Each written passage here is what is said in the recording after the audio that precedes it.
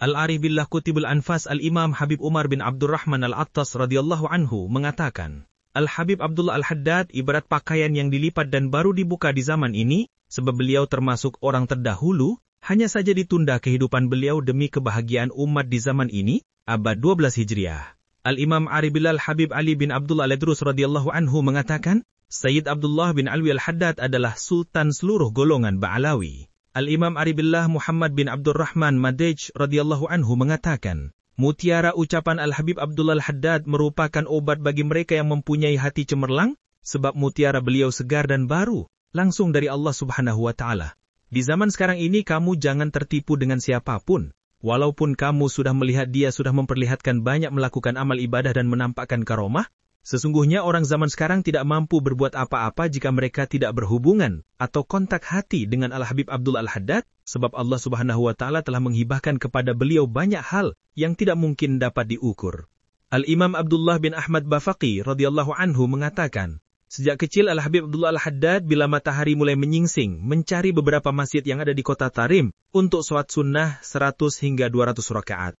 Kemudian berdoa dan sering membaca Yasin sambil menangis. Al-Habib Abdullah Al-Haddad telah mendapat anugerah atau fath dari Allah sejak masa kecilnya. Sayyid Syekh Al-Imam Khairuddin Ad-Darkali radhiyallahu anhu menyebut Al-Habib Abdullah Al-Haddad sebagai fadilun min ahli Tarim, orang utama dari kota Tarim.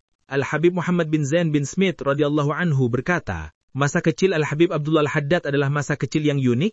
Uniknya, semasa kecil beliau sudah mampu mendiskusikan masalah-masalah sufistik yang sulit, seperti mengaji dan mengkaji pemikiran Syekh Ibnu Al-Farid, Ibnu Arabi, Ibnu Athaillah, dan kitab-kitab Al-Ghazali.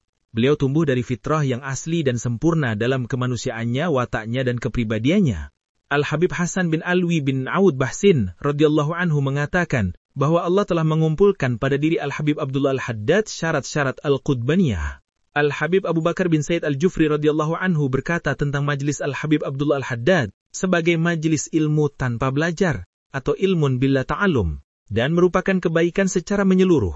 Dalam kesempatan yang lain beliau mengatakan, aku telah berkumpul dengan lebih dari 40 waliullah, tetapi aku tidak pernah menyaksikan yang seperti Al-Habib Abdullah Al-Haddad dan tidak ada pula yang mengunggulinya. Beliau adalah nafas rahmani. Bahwa Al-Habib Abdullah Al-Haddad adalah asal dan tiada segala sesuatu kecuali darinya. Seorang guru Masjidul Haram dan Nabawi, Syekh Syihab Ahmad At-Tanbaktati rahmatullah alaih berkata, aku dulu sangat berta'alluq atau bergantung kepada Sayyidi Syekh Abdul Qadir Al-Jailani.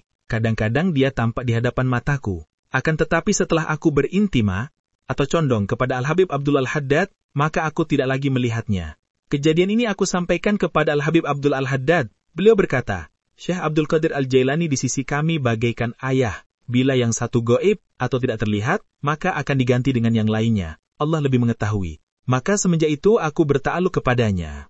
Al-Habib Ahmad bin Zain Al-Habsyi radhiyallahu anhu, seorang murid Al-Habib Abdullah Al-Haddad yang mendapat mandat besar dari beliau, menyatakan kekagumannya terhadap gurunya dengan mengatakan, seandainya aku dan tuanku Al-Habib Abdullah Al-Haddad ziarah ke makam, kemudian beliau mengatakan kepada orang-orang yang mati untuk bangkit dari kuburnya, pasti mereka akan bangkit sebagai orang-orang hidup dengan izin Allah, karena aku menyaksikan sendiri bagaimana dia setiap hari telah mampu menghidupkan orang-orang yang bodoh dan lupa dengan cahaya ilmu dan nasihat. Beliau adalah lautan ilmu pengetahuan yang tiada bertepi, yang sampai pada tingkatan mujtahid dalam ilmu-ilmu Islam, iman dan ihsan. Beliau adalah mujaddid dalam ilmu-ilmu tersebut bagi penghuni zaman ini. Syekh Abdurrahman Al-Baiti radhiyallahu anhu pernah berziarah bersama Al-Habib Abdullah Al-Haddad ke makam Sayyidina Al-Faqih Al-Muqaddam Muhammad bin Ali Ba'alawi. Dalam hatinya terbetik sebuah pertanyaan ketika sedang berziarah. Bila dalam sebuah majlis dzikir para sufi hadir Al-Faqih Al-Muqaddam, Syekh Abdurrahman As-Segaf, Syekh Umar Al-Muhdar, Syekh Abdullah Al-Idrus, Syekh Abdul Qadir Jilani dan yang semisal setara dengan mereka, mana di antara mereka yang akan berada di baris depan? Pada waktu itu, guruku Al-Habib Abdullah Al-Haddad menyingkap apa yang ada di benakku. Kemudian dia mengatakan, saya adalah jalan keluar bagi mereka, dan tiada seseorang yang bisa masuk kepada mereka kecuali melaluiku. Setelah itu aku memahami bahwa beliau Al-Habib Abdullah Al-Haddad adalah dari abad 2 Hijriah, yang diakhirkan kemunculannya oleh Allah Subhanahu wa Ta'ala pada abad ini sebagai rahmat bagi penghuninya. Al-Habib Ahmad bin Zain Al-Habsyi radhiyallahu anhu mengatakan, bahwa Allah memudahkan bagi pembaca karya-karya Al-Habib Abdullah Al-Haddad untuk mendapat pemahaman atau futuh, dan berkah baca karyanya Allah mudahkan segala urusan agama, dunia dan akhirat, serta akan diberi afiat yang sempurna dan besar kepadanya. Al-Habib Thahir bin Umar Al-Haddad radhiyallahu anhu mengatakan, semoga Allah mencurahkan kebahagiaan dan kelapangan serta rizki yang halal, banyak dan memudahkannya bagi mereka yang hendak membaca karya-karya Al-Qutbul Aqtab wal Ghawth Al-Habib Abdullah bin Ali Al-Haddad radhiyallahu anhu. Al-Habib Umar bin Zain bin Smith radhiyallahu anhu mengatakan bahwa seseorang yang hidup sezaman dengan Al-Habib Abdullah Al-Haddad radhiyallahu anhu bermukim di Makkah. Sehari setelah Al-Habib Abdullah Al-Haddad wafat, ia memberitahukan kepada sejumlah orang bahwa semalam beliau radhiyallahu anhu sudah wafat.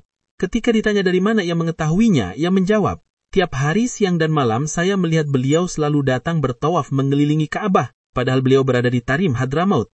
Hari ini saya tidak melihatnya lagi, karena itulah saya mengetahui bahwa beliau sudah wafat.